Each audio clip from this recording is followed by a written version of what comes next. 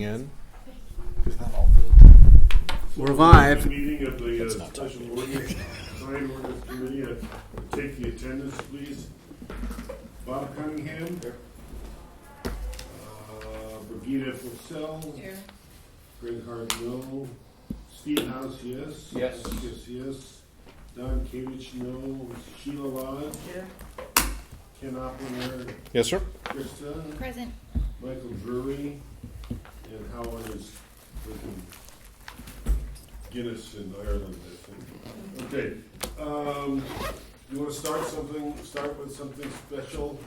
Certainly. We have the same discussion item, namely the big spreadsheets that we've been working through. But in addition, because your discussion kept bumping up against what are the commercial speech rules, Megan and I went ahead and prepared the legal analysis of what you can do under commercial speech. So I'm going to give the 15-second version of it, and then if you have questions, fire away. Let me explain the handouts. The other piece that we need to work through, really in conjunction with the spreadsheet, Mr. Chair, is the Opplinger memo that responds to the assignment from last time to make a proposal on off-site real estate signs. Right. So having said that, I'm going to work off the June 12 memo that we emailed you, and you should have a hard copy of. In our previous meetings, I'd expressed some limited concern about whether the commercial speech doctrine, which creates a different legal structure for regulating commercial speech than non-commercial speech, had survived Reed versus Town of Gilbert. There are some very, I think, absolutist, content-neutral kinds of indications in Reed. So the first question that I asked Megan to look at was, does the commercial speech doctrine survive Reed? The answer is that the lower appellate courts since Reed have pretty uniformly said, yes, the commercial speech doctrine still exists. So this is a relevant concept for you because it may allow you in some very limited circumstances, unfortunately, to treat commercial speech differently than non-commercial speech. This has been challenged in the courts in the up through and including our Ninth Circuit Court of Appeals. As I mentioned before, I'll repeat, I have hesitation about relying on the Ninth Circuit since they were the ones that got overruled in Gilbert. So they're noted to be often overruled. Yeah, correct. I wasn't going to say it. That's the truth. That doesn't mean they're wrong. It means they're often different. So the answer is yes, it survives. The second set of conclusions is trying to do a few things. One, we're trying to define what commercial speech is, and it's pretty simple. If you want to follow along, I'm at page 3 of the June 12 memo. Bullet 2, what is commercial speech? The leading case, and actually we used to say seminal case, now we say ovular case. The seminal case is called Central Hudson Gas and Electric versus the equivalent of the PUC in New York. So expression related solely to the economic interest of the speaker and its audience is commercial speech. An advertisement proposing a business transaction would be a classic example of commercial speech. The way the courts have gotten into this issue most often is not around signs, but about efforts to regulate what certain kinds of industries can say and when they can say it. So you see cases coming out of attempts by states to regulate how pharmaceutical companies communicate. You see cases by states trying to regulate how professionals like lawyers communicate.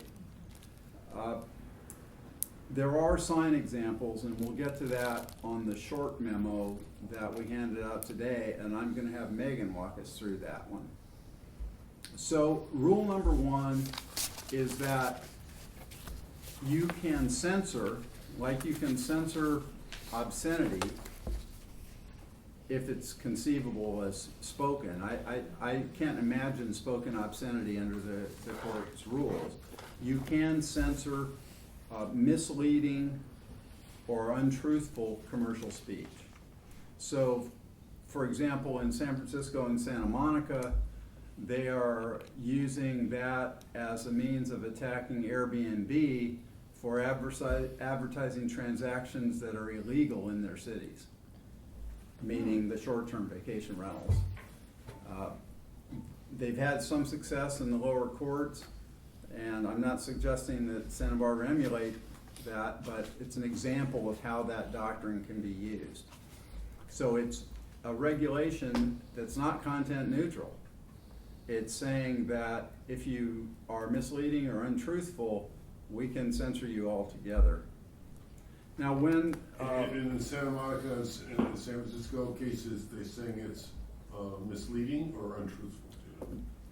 They are saying that a business proposition to rent a short-term vacation rental under rules different than their local ordinances is untruthful. Okay, thank you. And illegal to boot. Okay, the second category is harder, and that's when you're dealing with commercial speech that's not misleading or untruthful. And What page are you on? I'm on pages 3 and 4. Okay. And the key thing to focus on out of Central Hudson is the 4-part test. The courts love, they call them prongs.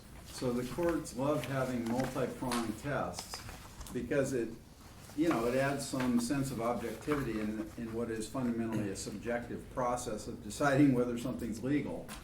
So the first question is the expression protected by the First Amendment? And basically anything that's not false or misleading has some degree of protection in this context.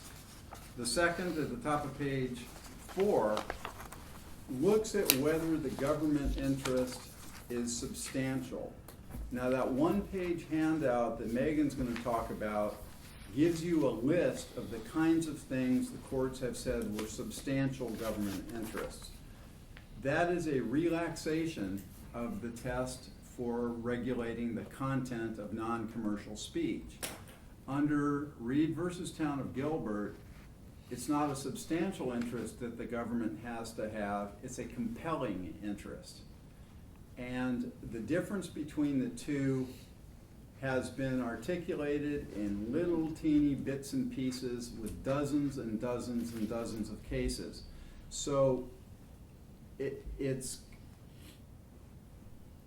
objective in the sense that there is a verbal standard, has to be a substantial government interest, but it's subjective in that there is not a comprehensive dictionary of everything that's substantial.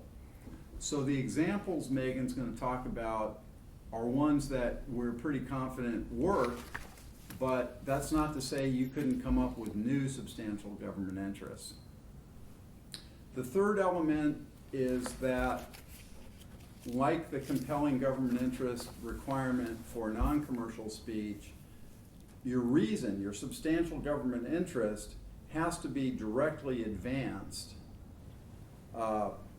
by the regulation. So if our government interest is aesthetics and we regulate something unrelated to aesthetics, it doesn't advance the government interest. All right? Now, let me think of a better, do you have an example, Megan? An example would be if your government interest is aesthetics, but you have a bunch of exceptions that are allowing for these big, huge billboards, for example, those would, those exceptions don't advance your government interest. So it kind of expresses doubt in the minds of the court that aesthetics is really what your government interest is in the first place. So that's an example of. So uniformity and consistency in how you apply your government interest is important. that's part of why we've been very concerned about what kinds of signs you allow in the public right-of-way. Those exceptions can spread by litigation. Now, finally, the courts not only want your stated government interest to be advanced by the sign law that you're creating, they also want to make sure that your regulation doesn't regulate any more than it has to. All right, so that's kind of, it's not truly overbreadth, but it's saying that if a scalpel will do the job, you can't use a machete. So the regulation not only gets assessed for whether it accomplishes what you want it to accomplish, it gets assessed for whether it impacts too much other material. Why do they care? Two reasons. If a regulation applies to lots of different things, often it gives discretion to the enforcement officer about who to apply it to. And the First Amendment hates discretion. So did you follow me on that? So the narrower it is, the better it is? Correct. So for example, if a regulation said that it's illegal to park ugly cars in Santa Barbara, that would be very discretionary for the enforcing officer. What's ugly? I don't know. So what we want to say is that you can't park a vehicle that's wider than 96 inches or taller than. You want to be as specific as you can so that there's no implication that you are trying to give the police the authority to apply it to people they want it to apply to and not apply it to other people. All right? So that's where there has been really a lot of movement in the courts, both before and after Reed. The courts have increasingly ratcheted down in two areas. One, how you prove that the regulation advances the substantial government interest. How you prove that, the actual burden the city bears. And then secondly, how tightly the regulation has to be matched to your stated purpose, okay? So there are lots of ways to deal with that. The first one's obvious. When you're defining your substantial government interest, it should be susceptible to precise application. So aesthetics, again, what is, presumably that means aesthetically pleasing. How do you apply that?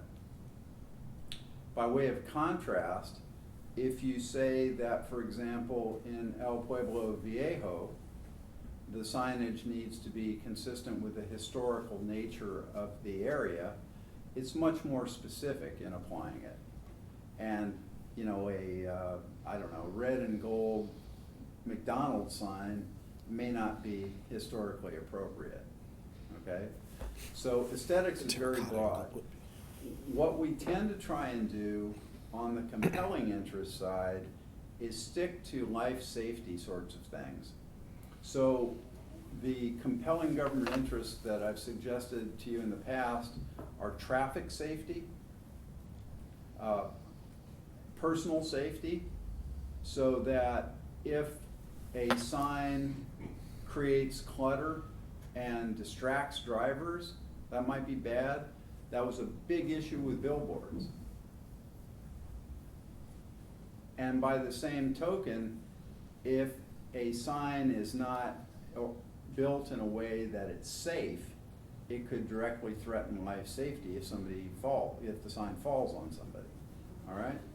So the way to approach tailoring, that's what they call it, narrowly tailoring the regulation to your goal, is to focus on interests that are relatively objective. Aesthetics is not objective. Life safety is pretty clear as far as the courts are concerned. Now, there's been a kind of tightening in how the courts have applied this, and I mentioned that it relates, number one, to who has to prove what. So back in the day, and I'm referring to a case called City of Renton versus Playtime Theaters. Renton is a First Amendment case that essentially said, notwithstanding the First Amendment, the city could regulate adult entertainment based on the so-called secondary impacts it had on the neighborhood. And Renton had done an analysis of how a red light district has a negative impact on the values and safety of people around it. So basically, it was the broken window concept, although it wasn't expressed that way back then. And over the years, the court said, any city can use Renton study. So when we were writing our adult entertainment ordinances in the 80s and 90s, we would just reference Renton and their study as justification for our conclusion that adult businesses would cause negative secondary impacts on the neighborhood. Can't do that anymore. The best way I can describe it is that if in the Renton approach, the court would presume that because it happened in Renton, it's going to happen in Santa Barbara. Under the current approach, the courts won't do that. We have to show that it's actually happening here. All right? So, particularly in the instance of homeless regulations, this law has developed after Reed. Many cities have ordinances forbidding begging or solicitation on street medians. And it seems like there's a relatively obvious safety interest in doing that, right? So you'd think the courts would be, a legal term here, copacetic with it. They're not. Some of the cases have said that in order to defend a median prohibition on solicitation, you have to show that all of the intersections where there are medians have a problem. So that you have a problem at the median in the, pick an intersection. Coda and State. Coda and State. You can't, from that problem, extrapolate to every median in Santa Barbara anymore. You have to prove it. So it's deceptive to say that the commercial speech substantial government interest standard is really easier than the compelling interest standard, because where they get you is not on that second prong of substantial interest. They get you on the third and fourth about whether the regulation directly advances and whether it's not more extensive than necessary. All right? So this analysis, Central Hudson, is looking more and more like the compelling interest test. So burden of proof, showing an actual body count, that's one thing. The second thing is that the phrase in Central Hudson in bullet 4 at the top of page 4 is whether the regulation, it's in the negative because it's a lawyer talking, whether the regulation is not more extensive than necessary. Now the narrow tailoring that's required looks a lot more like the verbal construction, the word layout in the compelling interest standard. So in general, I'd advise that you can regulate differently for commercial speech, but you need a really good reason and you need evidence, real evidence that it happens. Again, in the old days, our evidence used to be the city council finds that signs create aesthetic blight. Now you need, or the city council finds that it's dangerous to beg from a median. You need evidence now to back up that finding. That's a major shift. In the old days, the courts would say, we defer to the legislative body's conclusions about those issues. They would say that it's not our job to correct the Santa Barbara City Council's misjudgment about whether all medians are safe or not. That's the voter's job to do on election day. That's what separation of powers is about. The courts traditionally exercise restraint so as not to take away the legislative body's power. So to describe this a little bit more, and advisedly and intentionally using political terms, you often hear the complaint that courts shouldn't be legislating, they should be interpreting the law. And that comes from the politically conservative corners.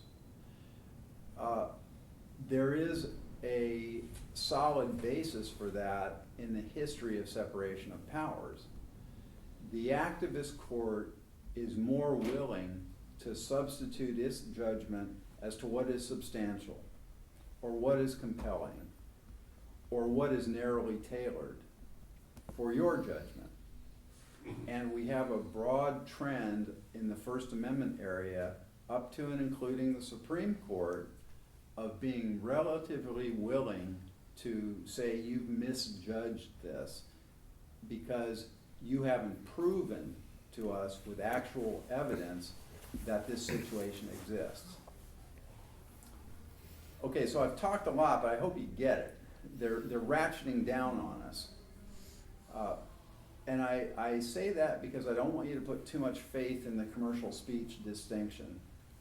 The safest thing will always be to enact purely content-neutral regulations. The last piece I want to cover is called compelled speech. Can I just ask a quick Sure, question please, on that? Krista. For the Hudson test, these 4 prongs, all 4, it's an and, it's not an or, Absolutely. correct? Okay, Absolutely. just to make sure I'm on the same page. Thank you. Right. And Megan developed in pages 5 and 6 what I'm trying to say is ratcheting down. The court words are things like heightened scrutiny. You know, thanks. I'll know it when I see it. I'll know it when I see it. So we're in a very difficult position regulating the First Amendment, or for that matter, any fundamental right, because the courts are feeling more and more willing to substitute their judgment for yours. And you play that out just to understand it one more dimension. The courts used to say, we're not going to inquire into the personal intent of Councilmember Hotchkiss in voting for this ordinance. His subjective inner thinking doesn't matter. What matters are the words the council as a body use to express their reason for doing it. So, to use a graphic example, and I'm not implying any political point of view, if you spend months and months and months saying that Muslims should be banned from the country, and then you produce a facially neutral ban on travel from countries that are predominantly Muslim, the courts now have entitled themselves to second guess you. Okay? That's real different. They used to not look at what your subjective motive was. To make matters worse, in the Ninth Circuit, there are 2 recent cases that not only allow them to get inside your head, they allow the courts to infer your motive from the words the crowd says. So let's imagine that you enact a uniformly applicable regulation that happens to affect the homeless more than other people. And let's imagine that the council doesn't intend that, they want everybody to comply, but that the crowd at the council meeting is hollering, let's get rid of the homeless. Now, the actual facts of the two cases were the one involving Newport Beach was an ordinance that on its face fairly and neutrally regulated where group homes could go. Alcohol, addiction, and mental health recovery facilities. The 6 or mores, that hide in houses in residential neighborhoods. The council member who was leading that charge had appeared at public meetings where the crowd was rabidly hostile to those people. When you hear the phrase, those people, watch out. So the court inferred from what the crowd was saying that the council's real motive, even though the ordinance was neutral and applicable to everybody, was to get rid of the addicts and mentally ill in Newport Beach. The second case was out of Yuma, Arizona, and it was a land use case also involving an affordable housing project in a relatively well-to-do neighborhood. Those people in that case happened to be poor Mexicans, to be blunt. And the crowd didn't want those people in their neighborhood. The council didn't say anything about that. But in denying the project, the court inferred that this angry mob was what the council was reacting to.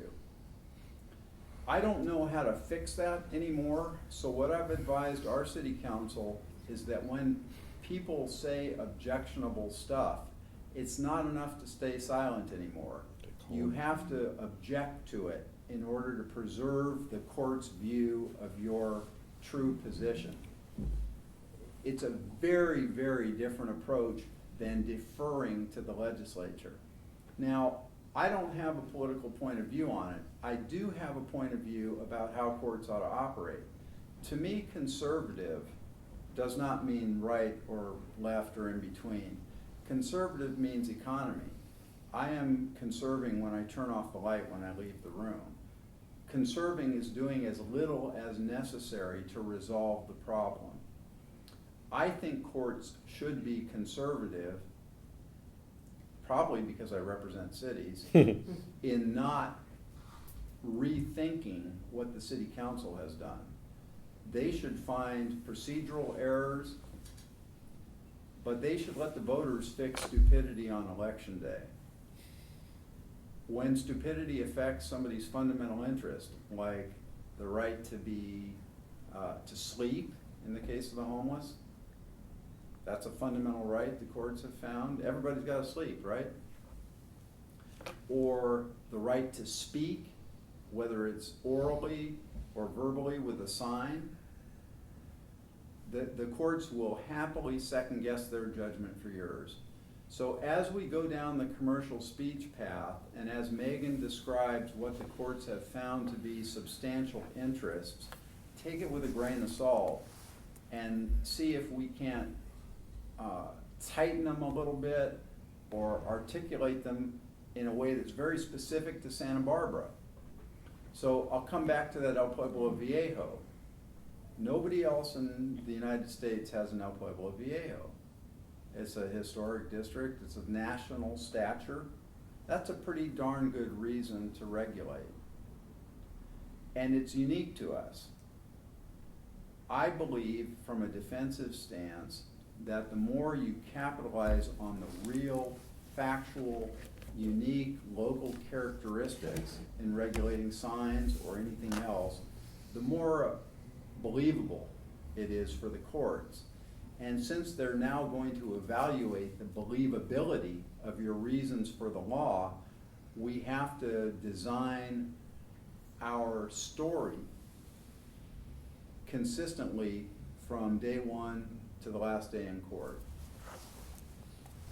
So that's what we're up against. I'm going to turn it over now to Megan to talk about what the substantial government interests might be. Oh, could I ask a question?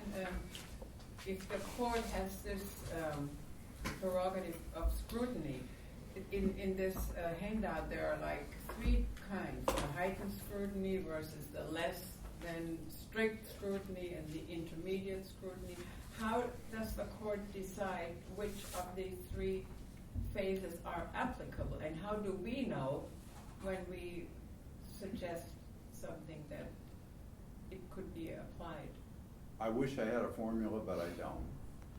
So the way I play it is that, again, the consistency of our story and the precision with which it matches the unique problems in Santa Barbara help the court believe that we were doing it for the right reason. So I think, in short, that those verbal formulations, intermediate, heightened, at the end of the day, they're a gut call for a judge. There is some precedent, but it's so amorphous that you can't really predict. But I can predict that courts are persuaded by honesty and integrity, so that if, for example, we change a regulation that forbids people sleeping in cars or recreational vehicles into a regulation that prevents big vehicles from parking, they understand that we have taken a step away from regulating those people and a step towards producing a genuinely fair regulation to protect traffic safety. That's a not very concealed explanation of why I advised the council the way I did during that process. But Couldn't you though? excuse me just a sec, if I could. Okay. You just talked about intent and the court assuming intent. So no matter what we do, the court could say, well, your real intent was RVs, not oversized vehicles. And I think that's a very good point. I believe the courts are less inclined to do that when your story makes sense and holds together. Okay. Sorry, Ken, go ahead, please. No. That's I was going along the same lines. That's fine. Did that answer your question? It did. Okay. I have another question. When you Please. say that basically the government has to prove like the whole aesthetics thing, that type of stuff, how are you saying that you need to prove it? Is it within the ordinance itself? Is it like the general plan? Is it a study? Is it? It's data. It's data. Okay. So for example, in the case involving the protective bubble around abortion clinics, it's called McCullen v. Coakley, and it addressed a Massachusetts law that prevented certain kinds of speech within 35 feet of an abortion clinic's entrance. The court said, why didn't you try prosecuting for disturbing the peace or assault or battery? There's no evidence that you tried other remedies before you infringed on these people's right to speak in opposition to abortion. So, Krista, we need to use data to show that we've tried alternatives and they didn't work. Okay. Maybe a bit of Renton is still alive in that if I can grab a study from another town and it makes sense here, we can use it. More importantly, you need to show that you guys and the council actually considered it. So we're tape recording what we're doing so that I have a consistent story to persuade a court with, that we were not trying to favor one kind of speech over another. All right. Any questions? I actually have one.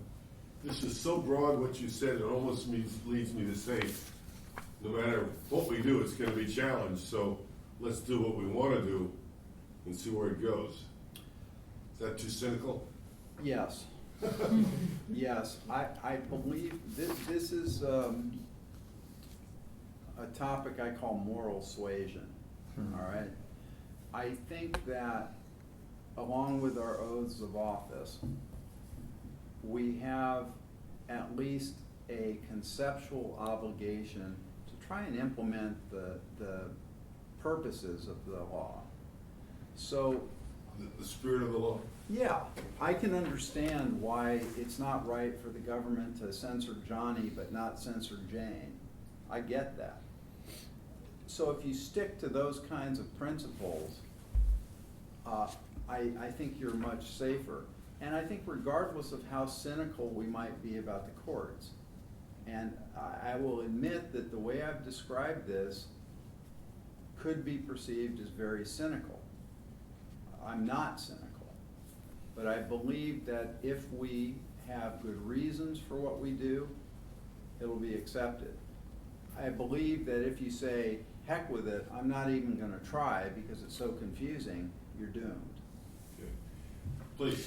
So, would it then be fair to say that you would recommend then that we just stick with regulations that avoid dealing with content and not try and do something where we're specifically getting into the commercial speech issue? I wouldn't recommend it, but I would advise you that it is safer. Ken, would you But repeat is what it- you said? I mean, essentially, what this brief has done for us is to explain that we have a path, a very narrow one, where we can try and limit signs based on the commercial speech doctrine. But what our counsel is advising us is it would be difficult enough to do it that it would probably be best if we just stuck to dealing with the original issue, which was content neutral signs, and not try and go down the path of regulating based on commercial speech. Right. Megan cannot try and rewrite the rest of the sign ordinance that doesn't deal with non-commercial. There you go. So I mean, if that's what I understand- wonder, or toss it all out. I don't know. If I understand Ken correctly, he's saying try and take the same standard for non-commercial and apply it to commercial speech to be safest. I'm not in a position to say that. I've said to the council many times, and I'll say to you, your job is not to make my life easy. Your job is to affect what the people of this town want. Okay, so having said that, where do we go now? Well, I think it's a segue. First, I'd like Megan to comment on the way Ken described it in terms of content neutrality. And then I'd like her to go through her one-pager on what constitutes a substantial interest. I'm sure Megan will be far more artful than I was. Yeah, so having disarmed you, I'm gonna try and arm you. All right? And Megan, please speak up. I went swimming today and I've got water in one ear. All right, I'm a soft speaker anyway, so I will Stand try. up. This is what we're taught in law school. Be a We have lawyer. to stand up every time we speak, especially in court. So, I think you hit the nail right on the head.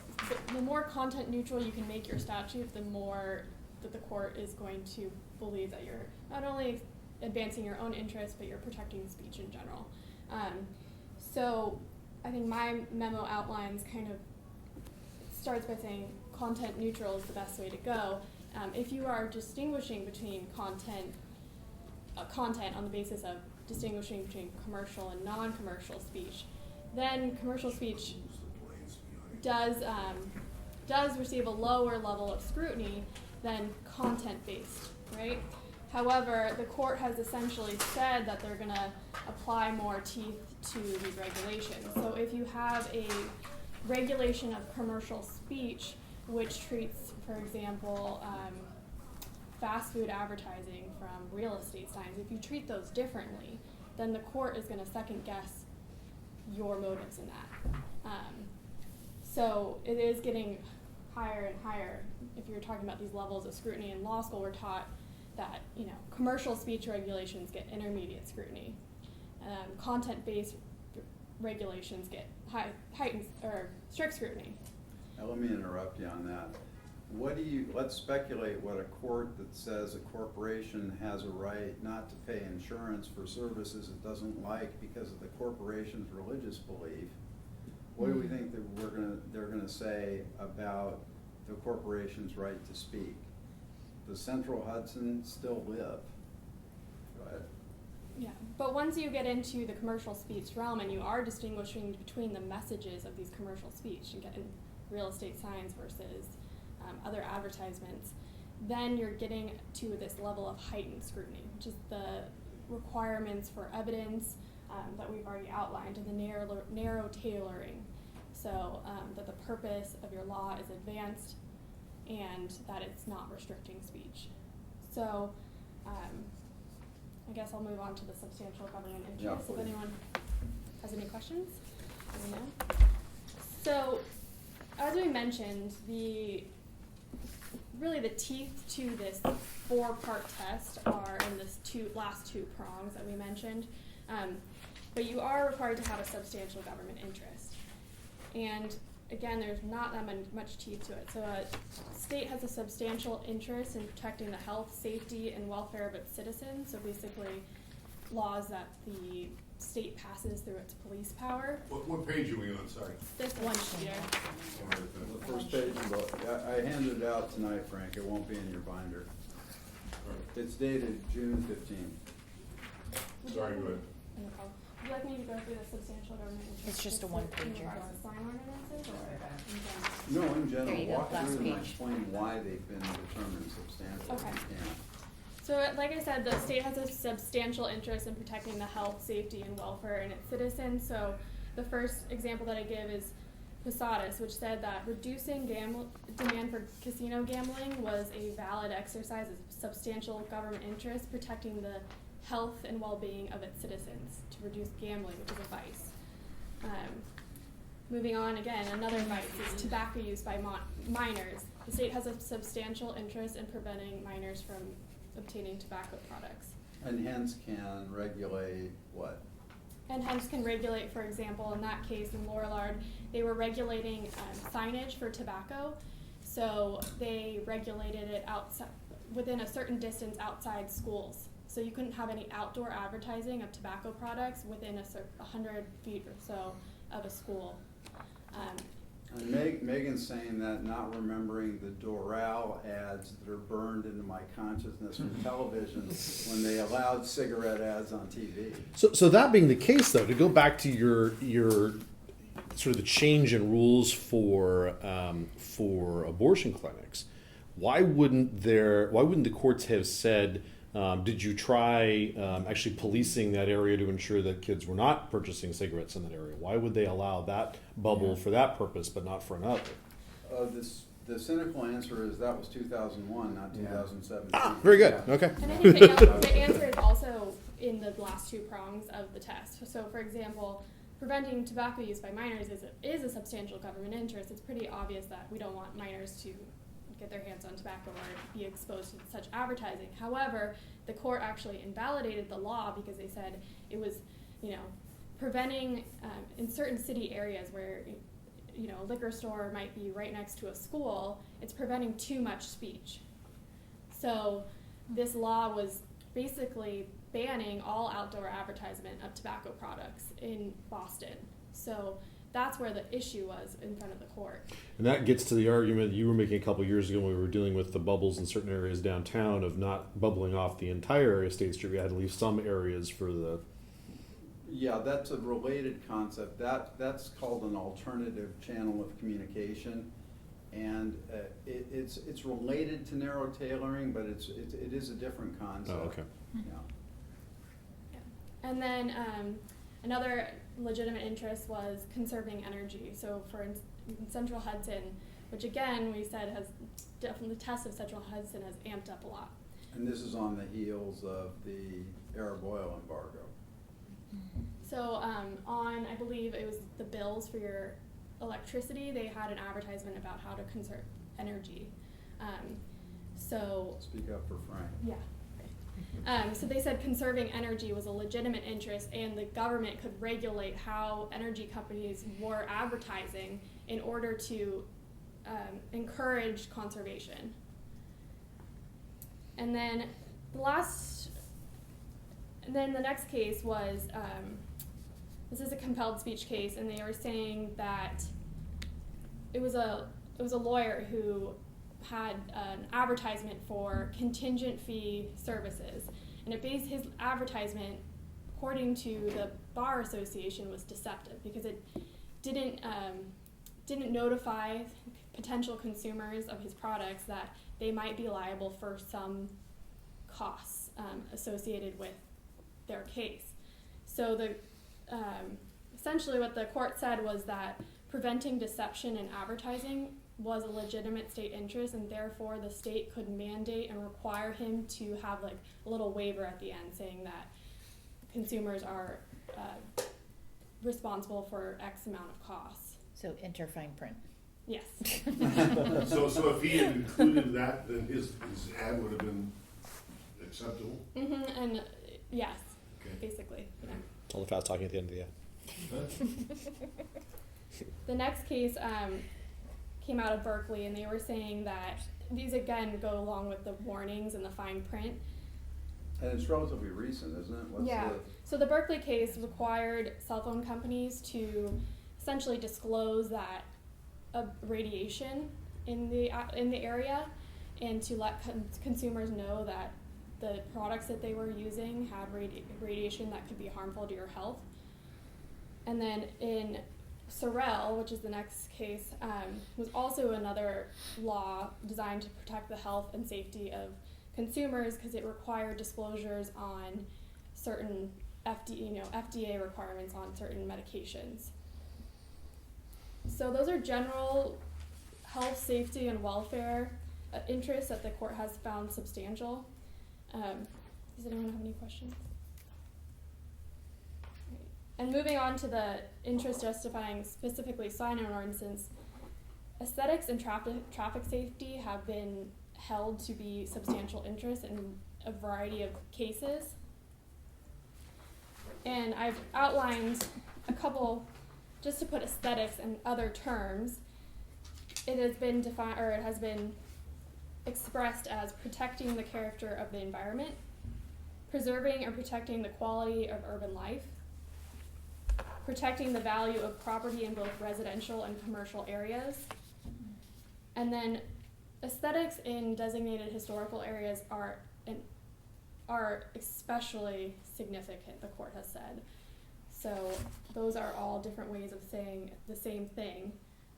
But as Ariel mentioned, the more specific you are to the area of Santa Barbara, the more likely the court is going to believe that your interest is substantial and is genuine. So. And here we're looking at cases that the most recent is 25 years old. Berkeley is, no, only a couple of years old. Oh, I thought, well, no, and these sign ordinance ones, Mm-hmm. 1992 is the most recent. So Yeah, so beware. 25 years Beware. old. Yeah, exactly. Under that case, so under the Messer case, that's how we would have a different set of rules for EPV, yeah, than in other areas because it's a historical area. And we can, okay. Correct. So, for example, in that case, one of the justices mentioned that it would be, if you're regulating aesthetics, but you're regulating it in an area which is Aesthetically not pleasing? aesthetically not pleasing, then the court's going to be second guess your motivation. However, in Santa Barbara, we live in a beautiful community. If we want to preserve the aesthetics of our environment, that is something that is very important. Well, So- that's sort of strange to me because I agree with your assessment of aesthetically pleasing, but I wouldn't say that about Upper State Street. So does that mean therefore that we have a different standard? Which apparently we do.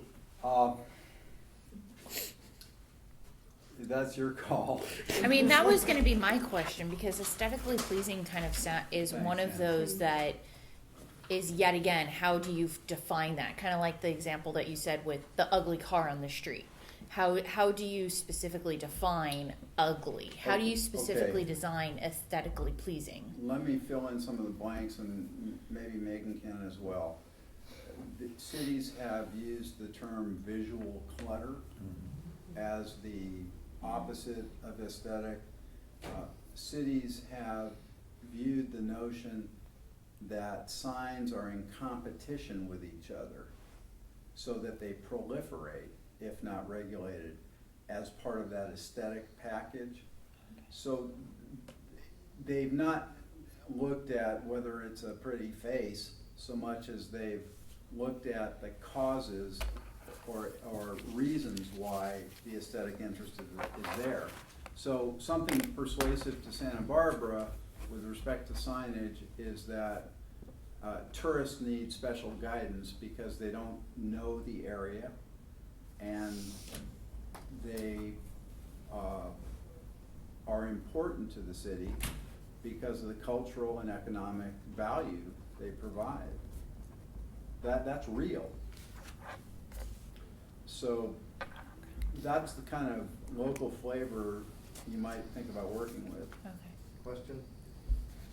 Is there any justification for the city to have a goal of improving aesthetics in Upper State Street or other parts of the city that can be used as a basis for improving the sign ordinance, let's say?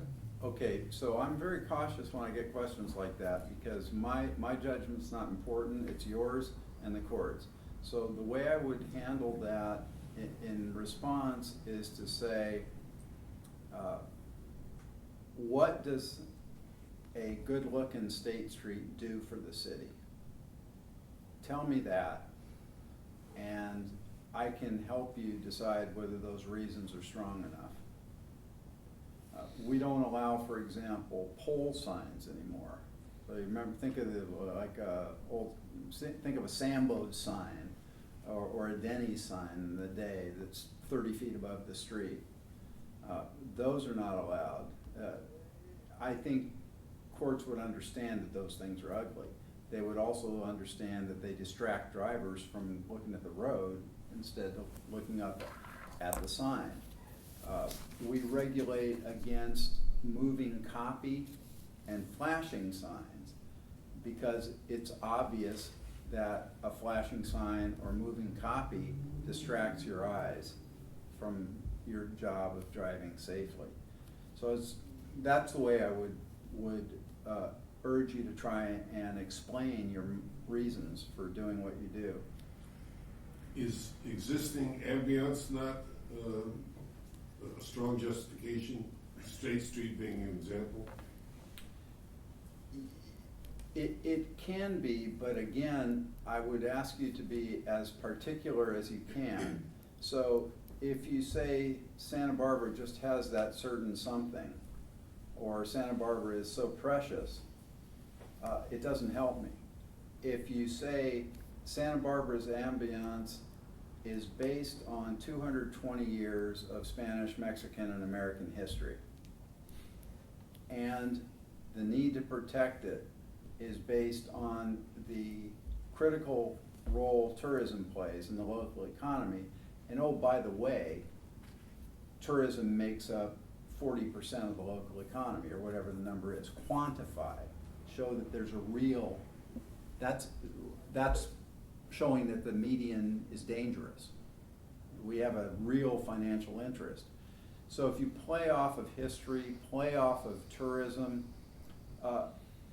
that works, but I would challenge you to use this as a process to define the core values of Santa Barbara that you need to address in the context of signs. I don't want to be the one coming up with the core values of Santa Barbara. That's your task and the city council's task. So I think you can be creative there, and although it's awkward, it's easier and more appropriate from a policy standpoint for us to react to those legally rather than to suggest them. Okay, where do we go now? You can go two places. Probably we go to Ken's proposal on real estate open house signs and the part of the spreadsheet that relates to that where we stopped last time. Okay. Ken, you want to walk through your Opplinger papers? Opplinger Pleiser. So last time we met, Chris and I were asked to come back to the body with some sort of proposal on how to deal with specifically the temporary signs that realtors use to direct people to open houses. In sort of reviewing this and trying to stick to the doctrine of creating something that was content neutral, Chris and I went back to the discussion that we'd had that same evening about temporary event signage and tried to craft something that we thought would meet the needs of the real estate community, but also address some of the things that were going around the table for those temporary event signs, including at one point a discussion about, a church going to have a bazaar and some of those sorts of things. So what we're suggesting is that we further limit based on time issues, which is allowed under Read,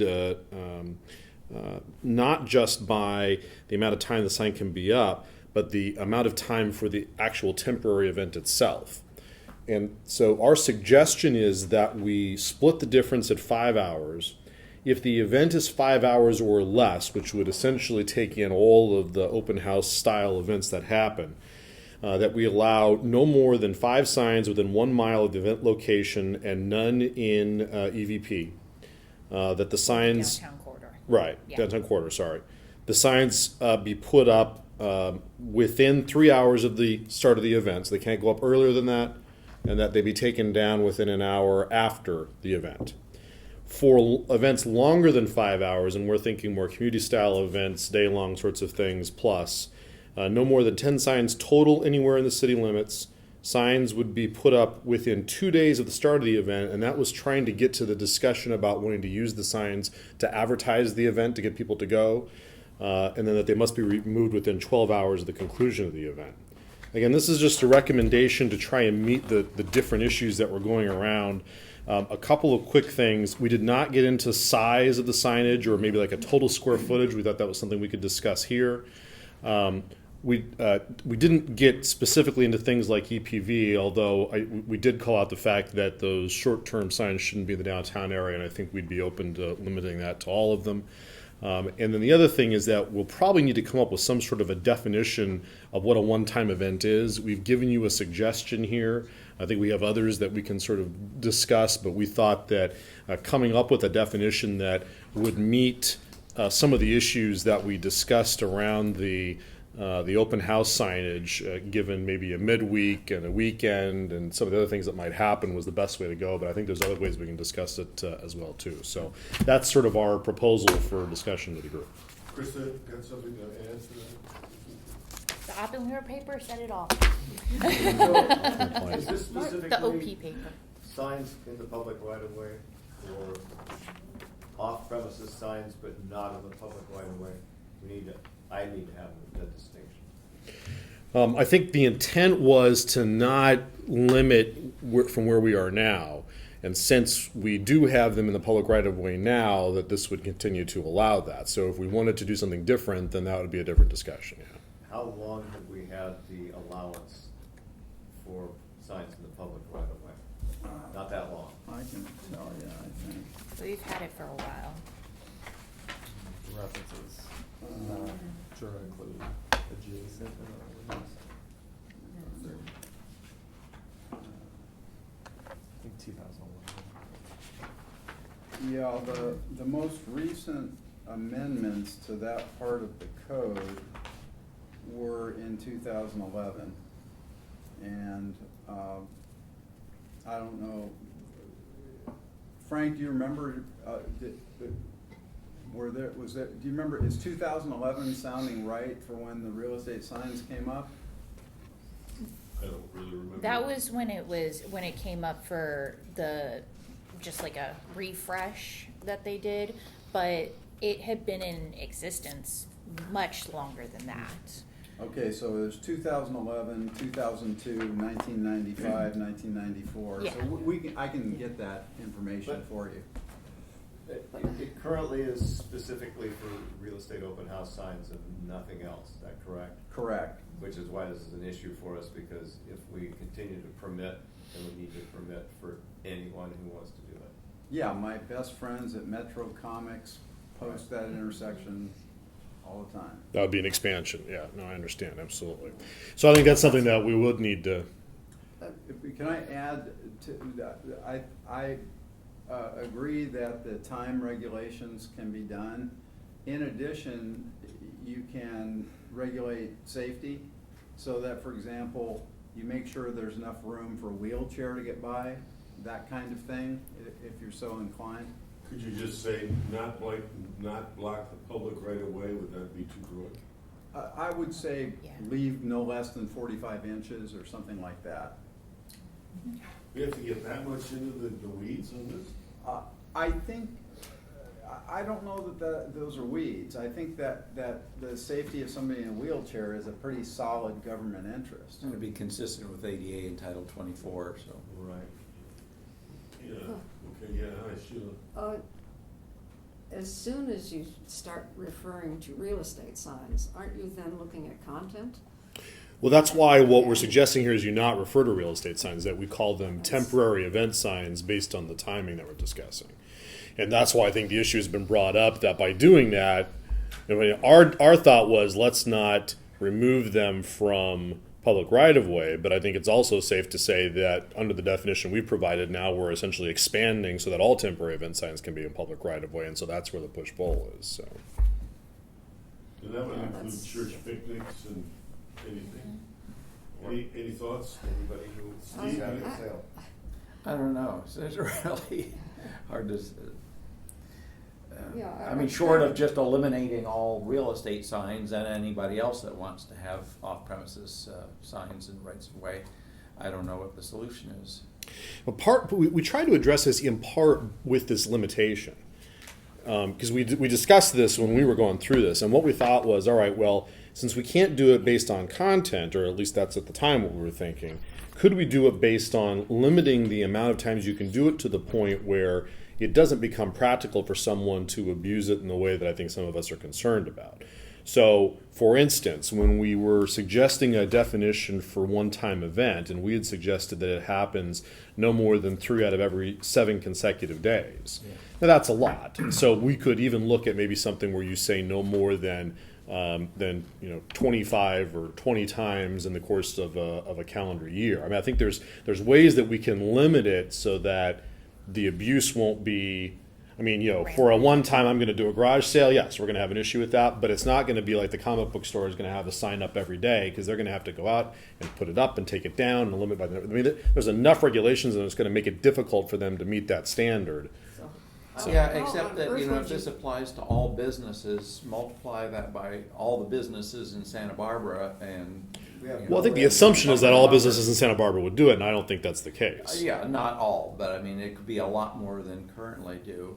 So that's a big concern. But it also depends on the street, right? I mean, if we put in the fact of you have to leave, no less than 42 inches to allow for a walk for health and safety reasons, a lot of these streets, they don't meet that anyway. So, and you wouldn't have it in the downtown corridor area. We could probably throw like EPV, because EPV is right next to downtown corridor. Do the whole thing, Yeah. EPV includes a lot of property around the Mission. That's fine. Yeah, but, what was I gonna say? I'll remember. A concern I have, and staff can back me up on this, I hope, this is not enforceable.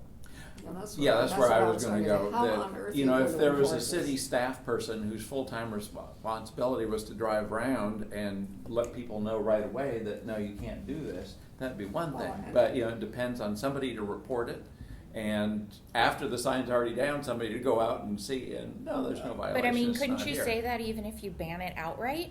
I mean, there's no one out there to enforce it to see. Yeah, if but it's something- just clear easy. that It's easy, if and somebody's. Signs are out there anyway, so. Giving the real estate, community credit for being good citizens for the most part, they're self-policing. Yeah. I don't think you can rely on the rest of the community to be self-policing, because, first of all, it's not an association of small businesses. I mean, the people who belong to the Chamber of Commerce perhaps, but I would imagine that the number of small commercial operations in the city overall versus those who are members of the Chamber of Commerce who would be getting this information and talking about it frequently. I don't know what that percentage is. I would guess maybe 10% of the businesses in town are members of the Chamber. So is the fear that this would suddenly multiply? Once the word gets out that everybody's entitled to have one of these, I think a lot more people would use them. I kind of doubt that because people break the law all the time now. If they really wanted to advertise like that, they'd be doing it. Well, I just know that when we did have better enforcement, there were fewer things to report on. But as we've had less enforcement, the volume of non-conforming signs is really mushroomed. There is a legal issue around enforcement, and your discussion getting to enforcement is a good example of why we the lawyers should keep our mouths shut. You got to the right issue, or one of the issues, but there's a legal component to it as well. Let's say, for example, that short-term event signs are starting to really proliferate. And let's say that the city staff decides that, the crosses advertising Arlington West at every corner are objectionable, but we're not gonna hassle village properties. The problem you have with enforcement is that the courts will look to a track record of enforcement to determine how serious you are about the regulation or how real it is. So that's come up in instances when regulations have been entirely ignored, and then somebody comes into town that you don't like and you enforce it. Yeah. Selective enforcement. Correct, and even if there's no perceived discretion, if they can show that in fact there was some characteristic that was leading to the enforcement selectivity, it can be a problem. My honest evaluation, for what it's worth, is that these regulations won't be enforced. They're not currently enforced. We don't do anything about garage sale signs on poles. So my approach would be to write regulations that don't need to be enforced. That suggests relatively limiting kinds of regulations. I also have a fear around use of the public right-of-way. That's And my concern. It's based on this concept.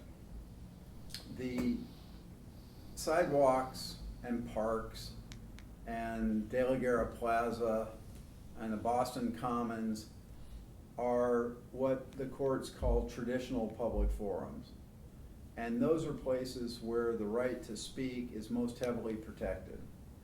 So you have not much chance of stopping the sidewalk preacher from using a megaphone in front of Borders or Ross to preach to or proselytize the passers-by. Because the sidewalk is a place where you get to talk. And the sidewalk, based on the McCullen v. Coakley abortion bubble case, the court identified a new value, and that is the right to disagree. Our system depends on disagreements being articulated and resolved.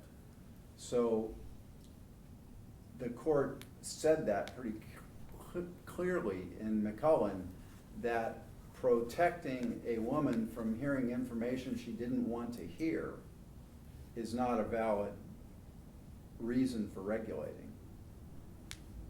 And that's tough, because there are a lot of valid reasons for regulating around clinics.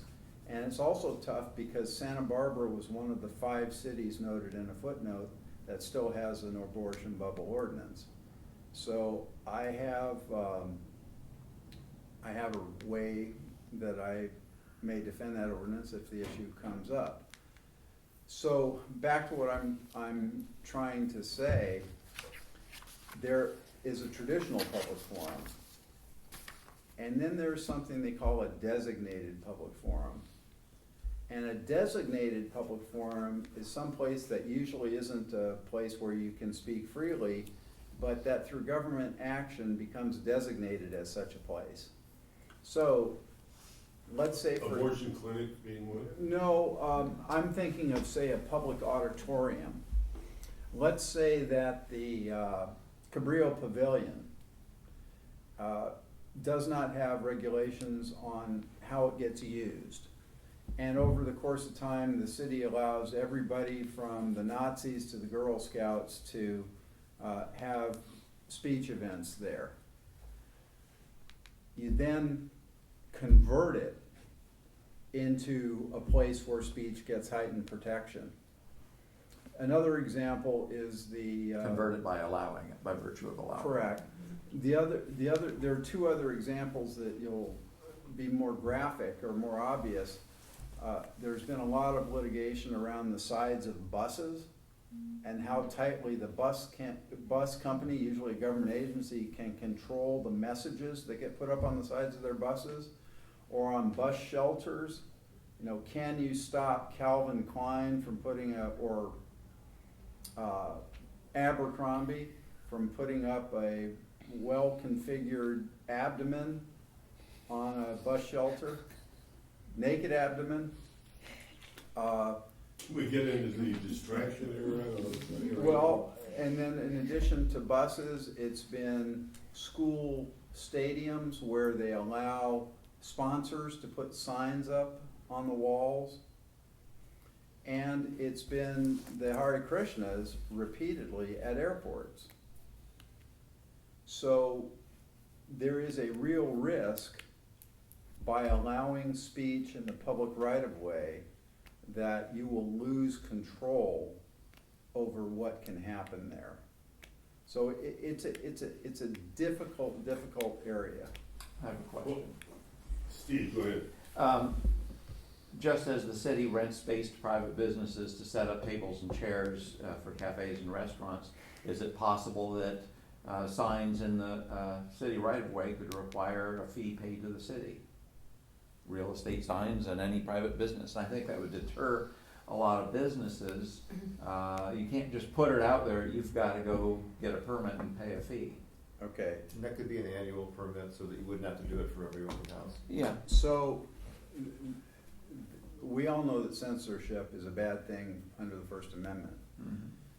The way that courts have addressed permit systems for speech is to call them what's known as a prior restraint. Right. So any need for permission by the government before you can talk is really heavily scrutinized by the courts.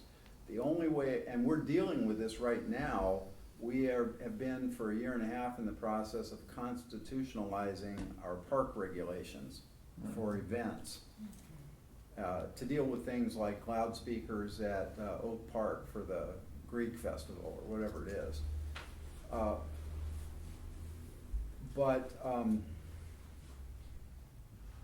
This prior restraint doctrine says that if you're going to have a permit system, you have to have quick action, a quick appeal, and very, very specific ministerial, non-judgmental, non-discretionary standards. So payment of a fee can be allowed in some instances, but it can't be, I'm going to exercise a lot of judgment and you need to apply for the permit 6 months in advance. And if I deny the permit, you have to go to the city clerk, wait 10 days, and then the council will decide when you get to be heard. Mm-hmm. It has to be that if you show me a picture of the sign and it meets the size requirement, and you pay your $5, that you get the sign regardless what I think of it. And does it have any bearing on the issue if it's commercial speech versus non-commercial speech? Such that anybody that wanted to put a Jesus loves you sign out there doesn't need a permit because it's non-commercial speech, but if it's commercial speech, then it needs to get that permit. That's an interesting thought. I have not analyzed whether prior restraint doctrine, how it integrates with commercial speech. I haven't come across it either. I would be inclined to think that the courts would be more tolerant of permitting requirements meaning government review requirements of commercial speech. Because I can imagine that it's useless for the government after the fact, when the advertising has happened for cigarettes, to go in and regulate it. And I like that thought, but my only concern would be that it's almost, in some respects, almost in reverse, because you couldn't say there will be no commercial signage allowed in those areas, but there'll be a permit system for commercial signage, which is sort of the direction we would want to go in, because we want to sort of limit access in the commercial signage based on our permit. But if we're going to do that, we're essentially opening it up to all non-commercial speech, which then gets to your concern about it proliferating all over the place. Yeah, I think there's likely to be less non-commercial off-premises signs than there would be commercial ones, because commercial interests are always wanting to lure customers to their door. Like what? On behalf of my members, I just have to say that I don't share this, and I think that I would at least say it's even. It's not fair to suggest that businesses are going to be worse about this than residents Yeah. are. I'll just leave that out there. Well, my question is what do you think, how should I phrase this? Where do you think that this proliferation is going to occur, and with what? Yeah, that's a good question. Well, there is this company that puts out summer soccer programs. They put signs out on periodically on every street corner. Okay, but under this, they couldn't do it every day. They could only do it if how do you police that? Yeah. It's just, It- somebody'd it have will to say, happen. well, it came up. Well, I it's mean- put And up who's on- counting? Who's keeping Yeah. track of? If I how can many days ask it's been out there? you, Ariel, what right now prevents companies, large and small, from doing exactly the kind of thing that we're afraid they're going to do? Fear that someone will complain and we will enforce. We're not proactively enforcing. So, The only That- time, by the that- way, let me back Alright, up or sorry. add. The only time I've been involved in a proactive sign enforcement program was around A-frames in a downtown corridor, where the commercial interest realized the problem with the proliferation of A-frames on the sidewalk. And so we affirmatively went out and contacted the merchants and took action if they were unwilling. Are you speaking of Santa Barbara or another locality? Another locale. Yeah, because Santa Barbara staff has done sign sweeps before when you get a proliferation of those A-frames out there. And I'm seeing a bunch of them now. so how would this, if we adopted the Kaiser Oppinger paper here, Much better. how would that change anything? Would it still would be complaint driven, right? It would cover the kinds of signs we're worried about. Basically, I'm just wondering how different it really would be. Okay, for me to Just do. make us constitutional. For me to do anything about a violation, I need a enforcement officer who can give me evidence as to each requirement of the ordinance. So what that means is that I need the code enforcement officer to say, I counted 6 signs, and they were 1.5 miles from the address on the sign, and they were up 4 hours before the event, and they weren't taken down until 2 hours after the event. But the enforcement officer wouldn't have to meet every single, No, but just one. But to meet any Right. one of those, you need to understand where the event is and when it started. So it's extremely difficult to enforce those kinds of time restrictions in the context where you're talking about a lot of speech. The commercial interest in speaking is perfectly legitimate as far as I'm concerned. But there is an economic driver that motivates it. It may be that some businesses are not interested in doing that because it costs them too much to put up the signs and then it brings in, or because they don't like signs. But there is an economic driver that would drive commercial signs more than non-commercial signs. Now, if you're the Koch brothers, maybe that doesn't apply because you got billions to spend on signs. But for me, I'm not gonna go post 50 signs advertising my weekly prayer session in the garage. No, but you would have no problem if you were involved in this sort of thing to go out every weekend and post signs about the garage sale that you had in your garage every weekend, which, yes, is commercial speech, but is not from a business, it's from a resident. Yes, and Still Americans proposing are a business transaction. I agree, Americans are. but it's not a business. It's commercial. Oh, hold on. No, I agree it's commercial, it's just, I'm getting back to Yeah. the not dumping this all in the business community. One at a time. What were you gonna say? I was going to say Americans are famously or notoriously enterprising people.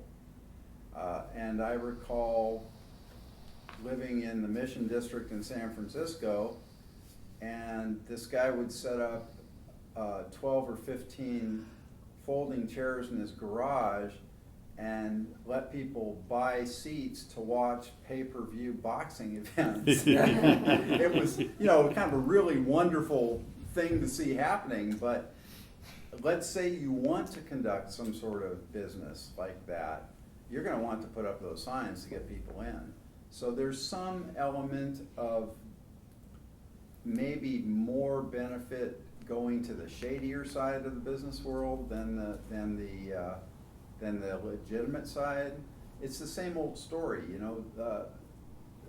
law-abiding citizens don't break the law.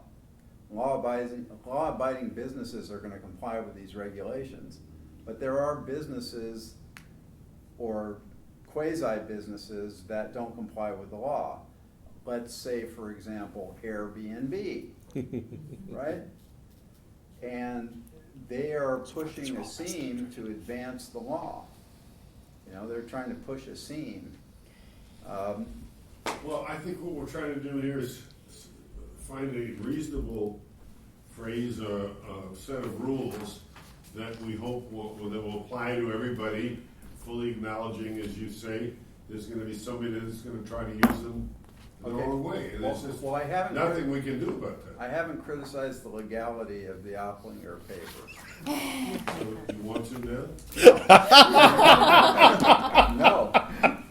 It's, How do, lots of thoughts in my head, having been on the sign committee for a long time. First of all, and I hate to keep complaining about enforcement, but anyone who buys a banner sign and puts it up, if he or she knows the law, sees the fine that results from that is essentially the cost of doing business. And if it's $100, so be it. Usually, correct me if I'm wrong, the city issues a warning. The second time around, the city fines the perpetrator. It's pretty cheap to cheat.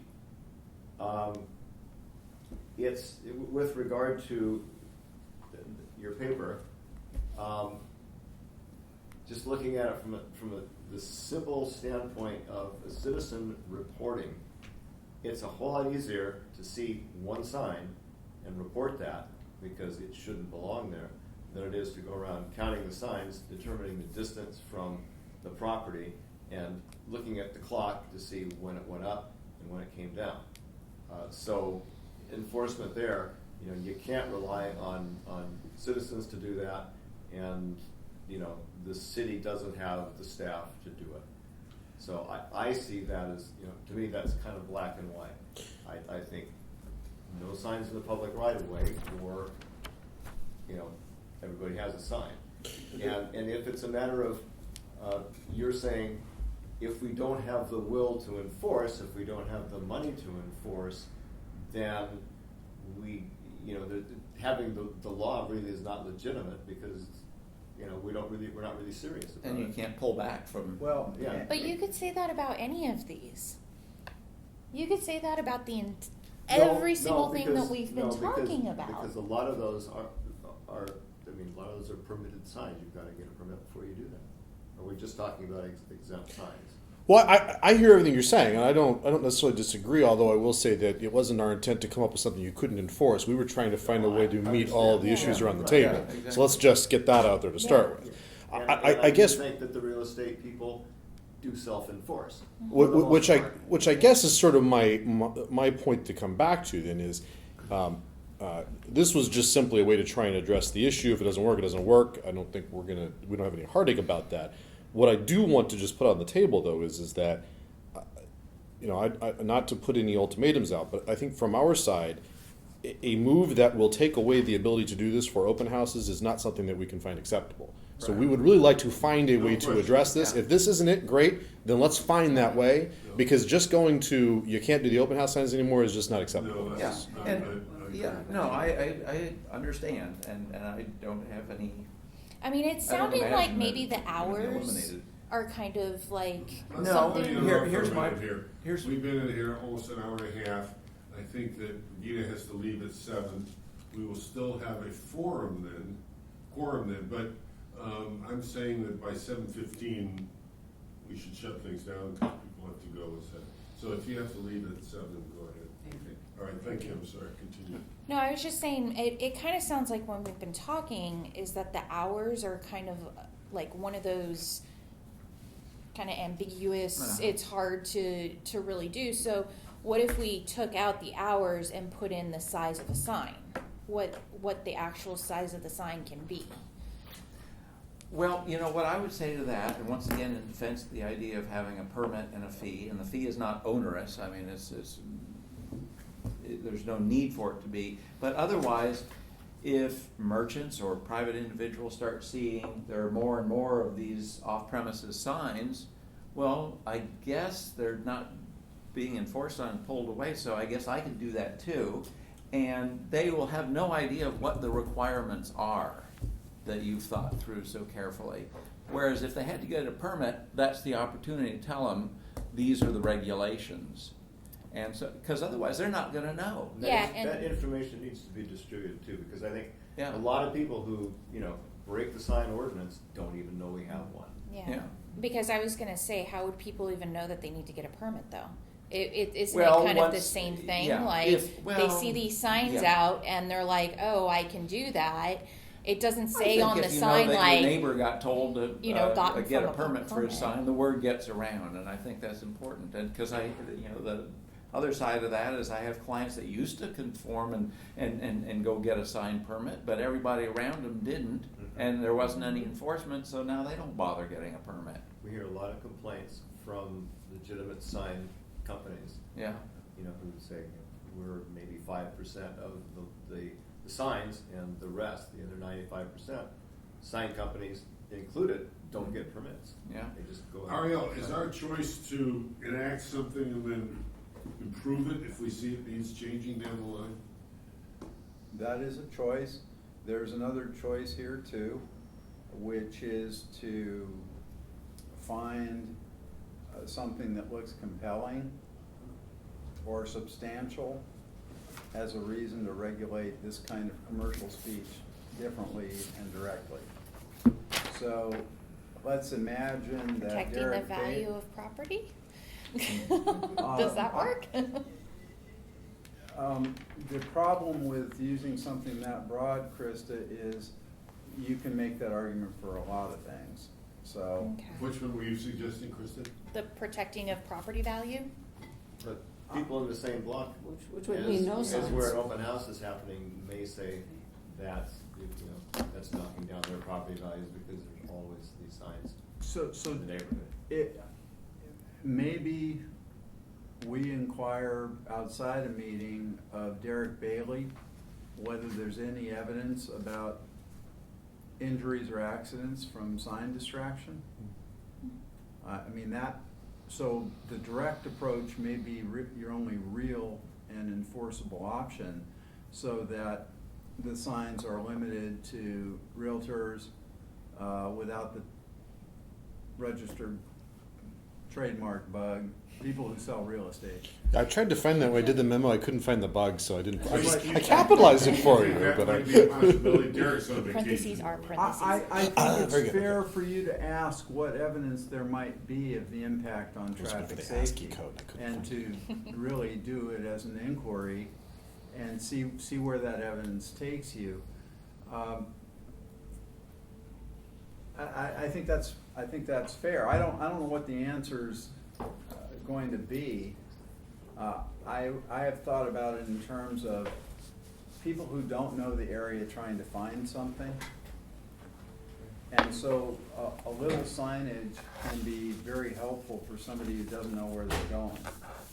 And you can see the parallel in that we have very nice signs that tell you how to get to the Mission, or the waterfront, or City Hall. Part of why the city has done that is to prevent the need for those places to do it. So by doing it ourselves, we can control the style, location, and number. All right, so if we want to move forward, I mean, do we move forward and say, we like this, but we want Derek to look at it and come back and report? In all candor, and this is your call as the chair, I don't think you're anywhere near a consensus on what to do. And this is probably at the top of the list of difficult issues to deal with. I hope so. Well, I think there's universal hardest agreement. one. I think there's universal agreement that we want to do something that accommodates the realtors, and that this may do it, or, you know, with a couple of other suggestions. Yes, Sheila. Well, I still don't see any way that it's going to be limited to it has to be worded in such a way that anybody can put up a sign.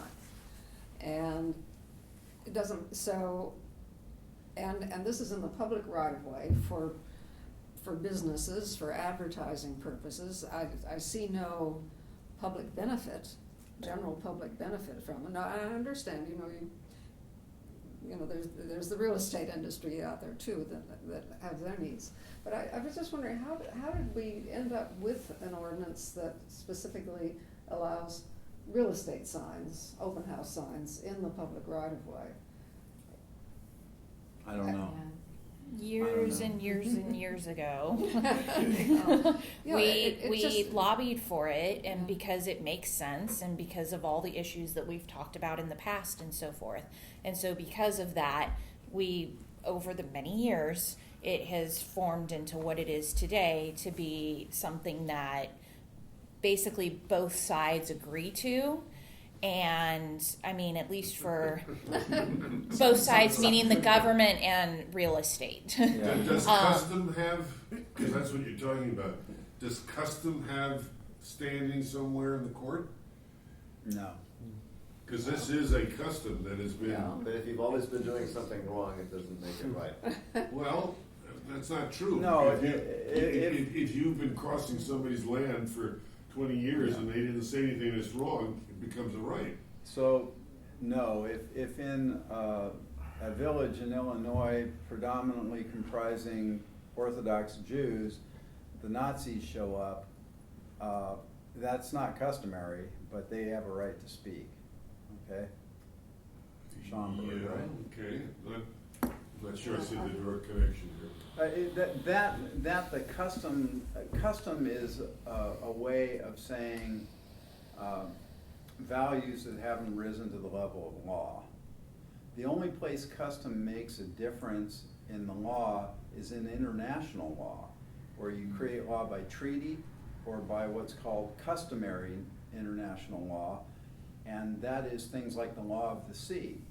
Countries have developed customs around how to behave on the ocean, and those can become international law. I've never seen customary law be recognized, because, you know, as we evolved as social creatures, the customs of our clan, tribe, village, region ended up in writing someplace.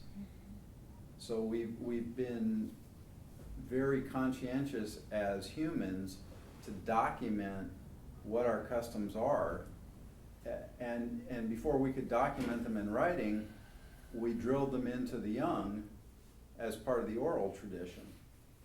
So no, that's a long way of saying no. Steve, are you totally against what the? As suggested, I couldn't support it. Okay. Yeah. Sheila? I couldn't support it either, because it seems to me that there's an either or here. Either you allow everything, and we have a mess at every intersection, or you say no signs in the right of way. All or nothing. kind of. All or nothing. Well, I think that's what we're trying to avoid. I think Right. you're I right. realize. At first look, that's Yeah. what it looks like. I think Yeah. we really want to try and find something other than that. Yeah. But you were saying checking with Derek on Traffic like safety. on traffic safety, The- and then using that as the premise specifically for direct real estate content signs. regulation. The other Direct content. possible route here is to look at what the interests are we're worried about. We're worried about signs being put in unsafe places.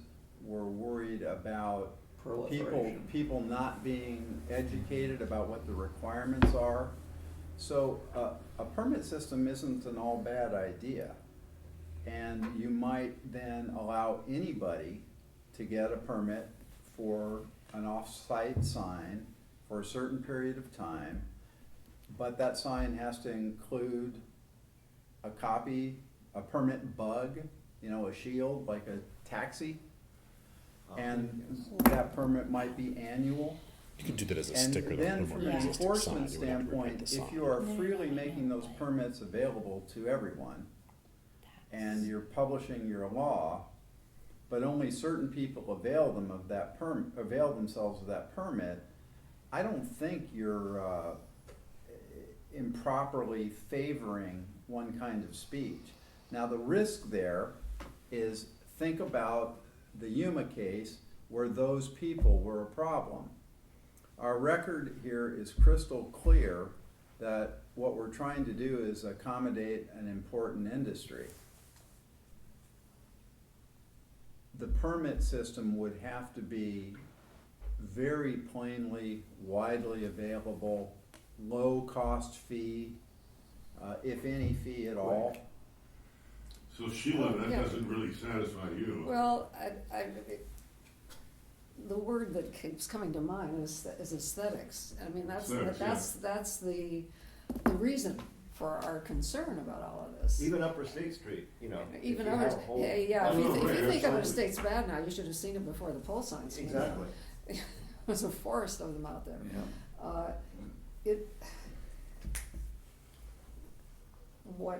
And I keep talking about that, so much of what Santa Barbara and its economy is based on is being different from other places and having something special to offer. And it's the beauty of the place, being able to see the views, being able to drive down the street without, like, regularly at the corner of Las Alturas and APS, there are 3 or 4 real estate signs, on a weekend, because they're, and I understand why they're there. But it isn't safe, and it's sometimes it's like, it's hard to get around that corner anyway, but sometimes it gets really hard. And it would be like graffiti all over the place. And Well, that's the fear, obviously. and I agree.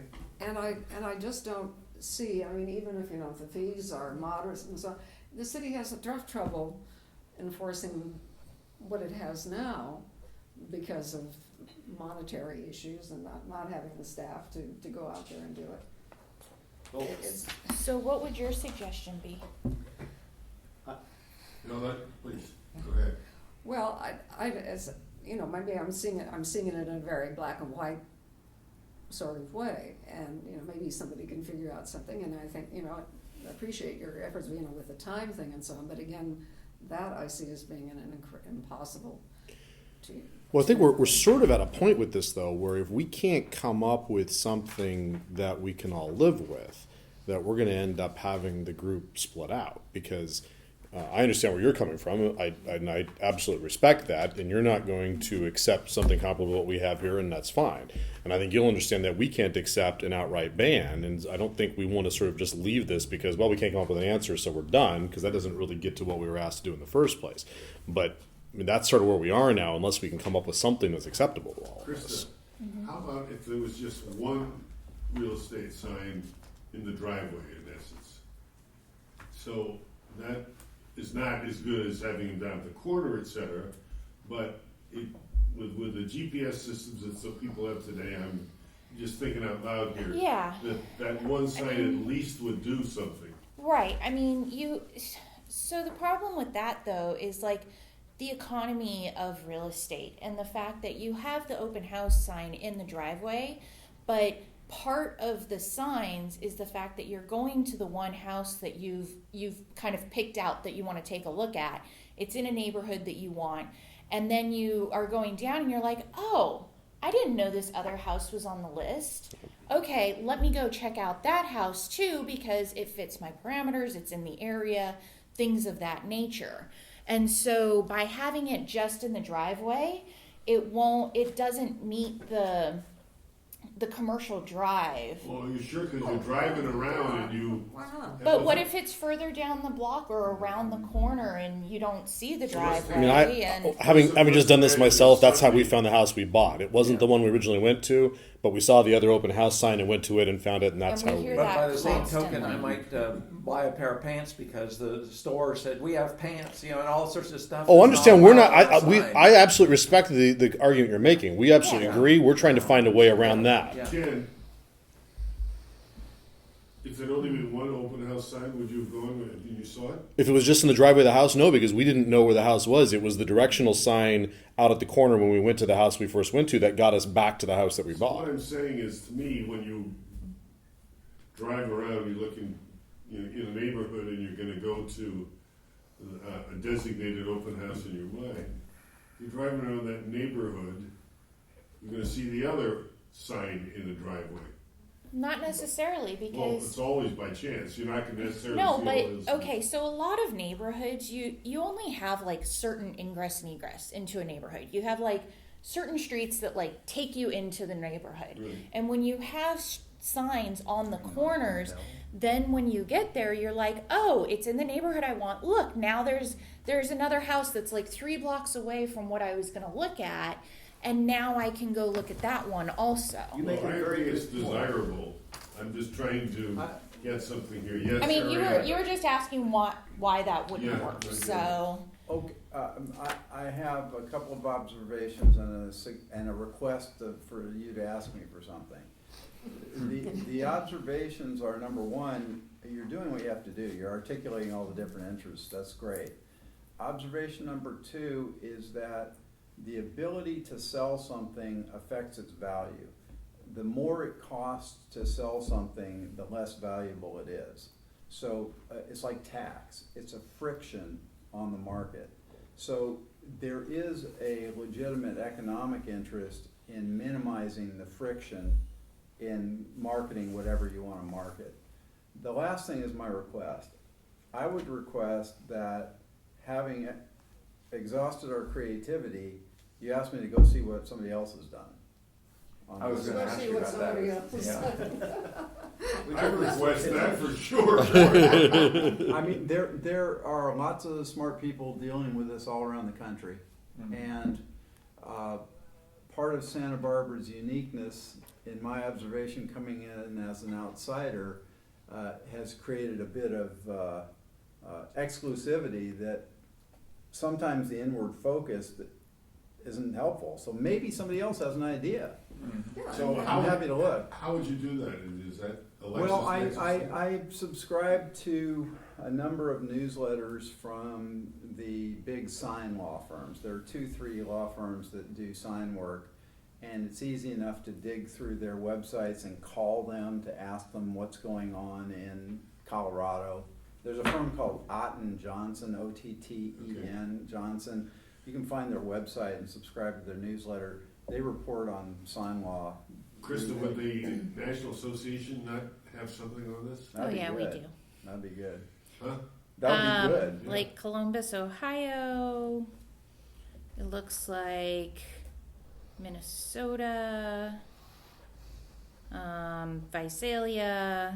Well, this is. Oh, we don't want any Central Valley. We don't want to. We don't want to be They like might- that. they might All come right, up with Mario, if something we do good. that, which seems to be. I used to run the fine, chamber, so. That means that we have to meet again soon.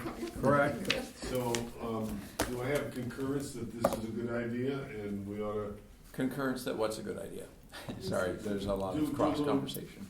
have I think research Marietta. by both Ariel and Kristen, Yes. and that we return, having not resolved this, maybe gotten an inch closer, but not a yard. What, 2 weeks from now? I know everybody hates these meetings, I don't blame you, but I'd we gotta keep. rather going. keep doing it on a regular frequency without months So going Will by. be my Absolutely. literal last meeting. Aw. The Yeah. next day Yeah, is my yeah. last day in the office. Well, Or there'll be two of you. what hospital are you yeah. gonna be at? That's right. The only one in town.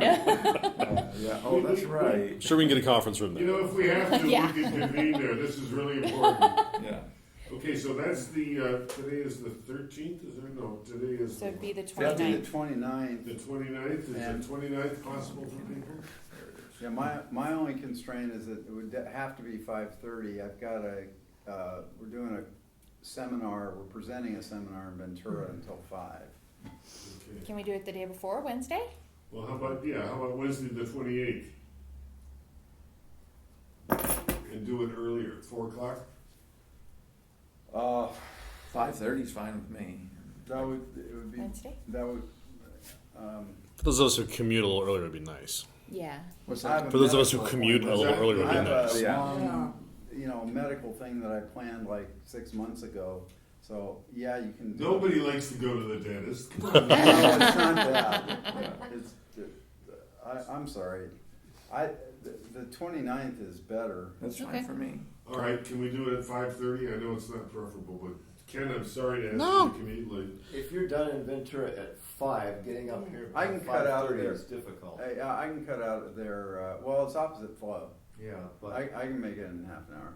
I used to work down there, trust me. Okay. And it's not a Friday; it's a Thursday, so you'll be good because the Friday is the problem. Yeah, so Friday's yeah, no, the that'll be good. I can do that. 5:30 on the 29th, are we agreed? Perfect. 5:30 on the Okay. 29th. All right, Can I have we will investigate room availability and notify everybody except Krista because it doesn't matter. No, I'm here on the 29th. Oh, you I saw am last not one. planning on having this baby till the 5th. All right. I have too much to do You hear before that, then. That's right. Don't- Get on the schedule. Yeah. No early broken water either. Okay? Yeah. That's absolutely forbidden. Do we have a motion to adjourn? So moved. Second. So that's Okay. 5:30, is that We're right? Thank you. Let me, thank you, Krista. Yeah, Mr.